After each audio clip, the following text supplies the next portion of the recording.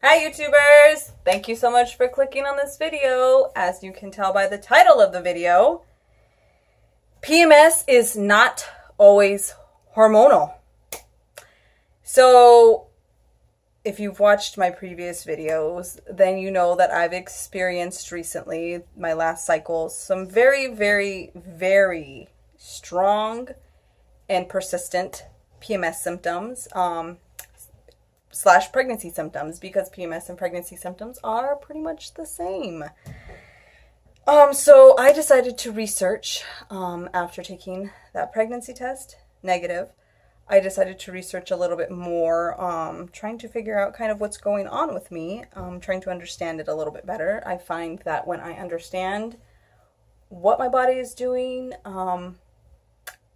or why it's doing it, that I'm able to kind of grasp it a little bit more and get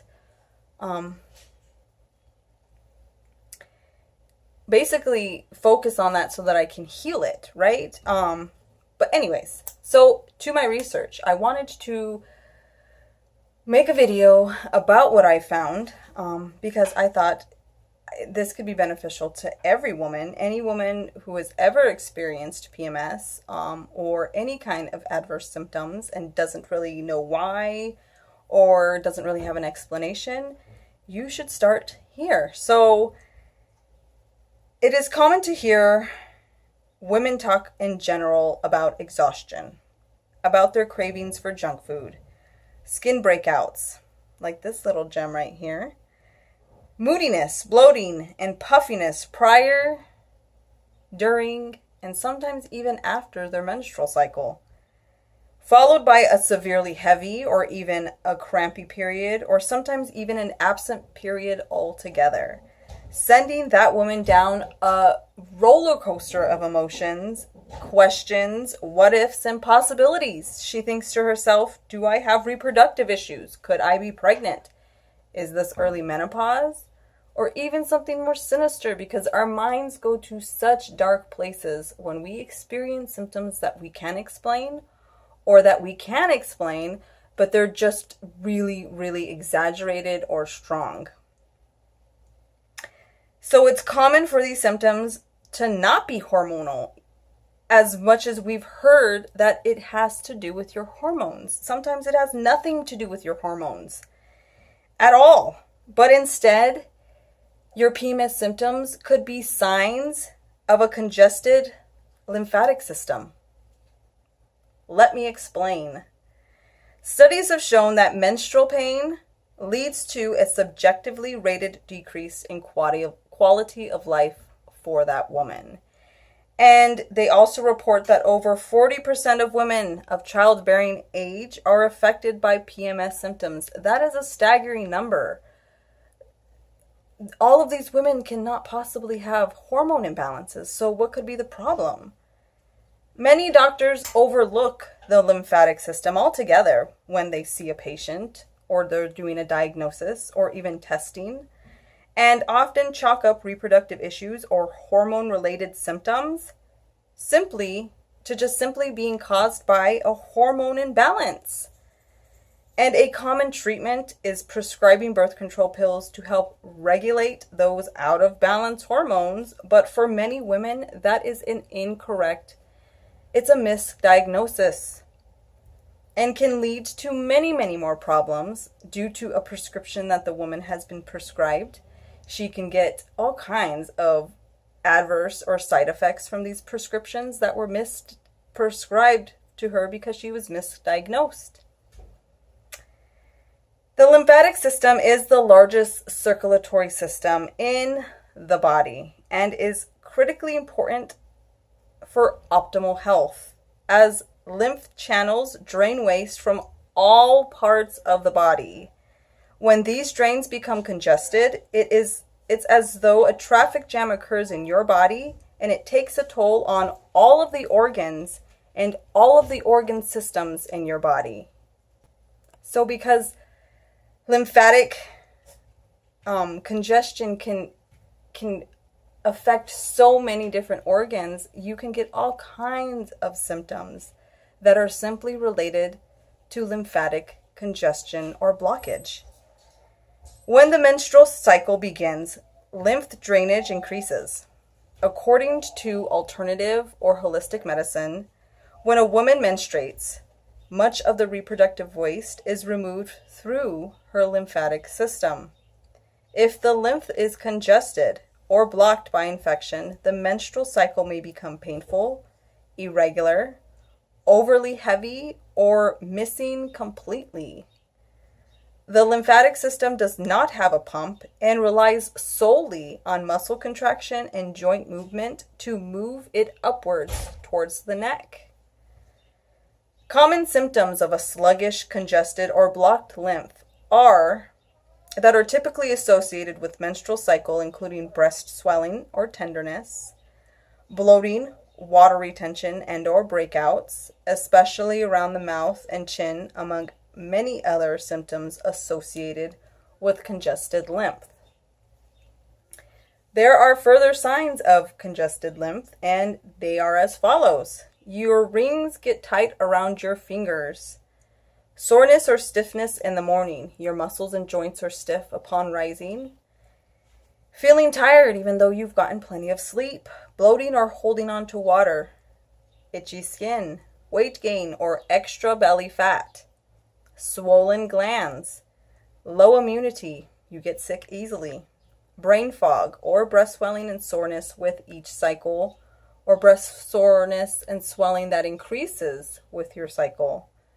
Dry skin, mild rash or acne, hypersensitivity, mild headaches, elevated histamine or and irritation due to common environmental allergens, occasional constipation, diarrhea, and or mucus in the stool.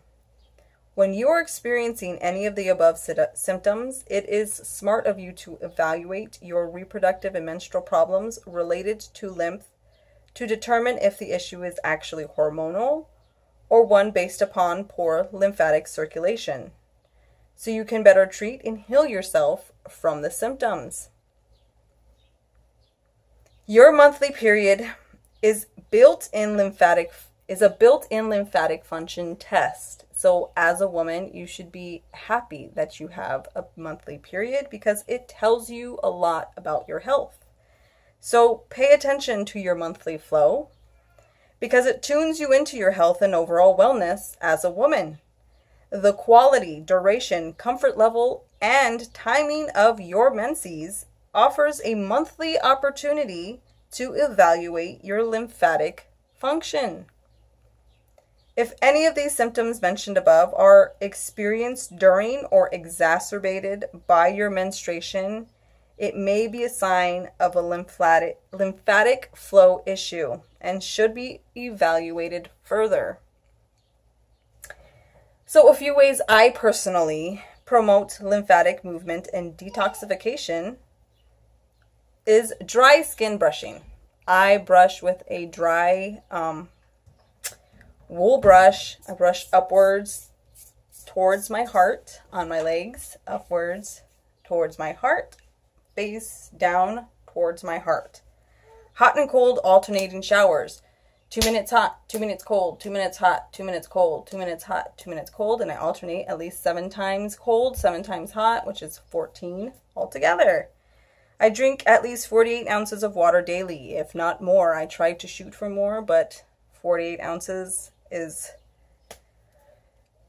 the least amount I try to drink. Eating a lot of fruits and vegetables, because that helps to detoxify, that helps to remove impurities. I have not been eating meat or dairy for the last year. I do not eat meat at all. Dairy is a lot harder. I try to stay away from it as much as possible, but every now and then, maybe like once a week, I'll have like a little bit of cheese or something on something.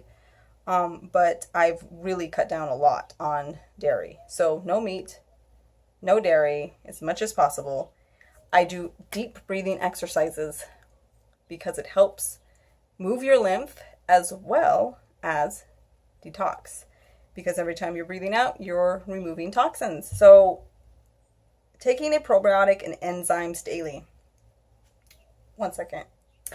If you do more research, and I suggest that you do, If you look into the lymphatic system and the digestive system are closely linked. In order to have a healthy lymphatic system, you have to have a healthy digestive system. So it is in your best interest to further research and look into a good probiotic enzymes for you to take on a daily basis in order to get your digestive system in good functioning health. That will help pretty much your entire health. It will help alleviate so many different symptoms. If you get your digestive system on the right track with probiotics, with enzymes, with not eating certain foods, helping your body to remove toxins, your body will thank you. I promise you that. I will include a few resources in the description of this video in order to help you to evaluate your lymphatic function and help give you some options for healing and treating your congested lymph system. There are a few articles that I will link, and I think there's 2 videos that I'm going to link that I used personally in order to move my lymph when I was having a lot of issues. So yes, I will link those in the description. I also want to note, and this is very important, that PMDD, which is premenstrual dysphoric disorder, can be caused simply by a congested lymphatic system. PMDD causes extreme mood shifts that can disrupt work and damage relationships. Symptoms include extreme sadness, hopelessness, irritability, or anger, plus common PMS symptoms such as breast tenderness, headaches, and abdominal bloating. It is not much of a stretch to attribute the symptoms of PMDD to be the result of a sluggish or blocked lymph system that should be addressed in order to alleviate the symptoms and increase the woman's quality of life. So if you are diagnosed with PMDD, I highly suggest that you evaluate your lymphatic function. I think that's a very important note. It's very easy to misdiagnose something like premenstrual dysphoric disorder. So if you are diagnosed with that, please research into sluggish, blocked, or slow lymphatic system. So thank you so much for watching this video. If you have any questions or concerns about your lymphatic health, I am available and I am more than happy to give options, ideas, or alternatives. So send me a private message, email me, or comment below. So be well, be healthy, stay blessed. Until next video, bye.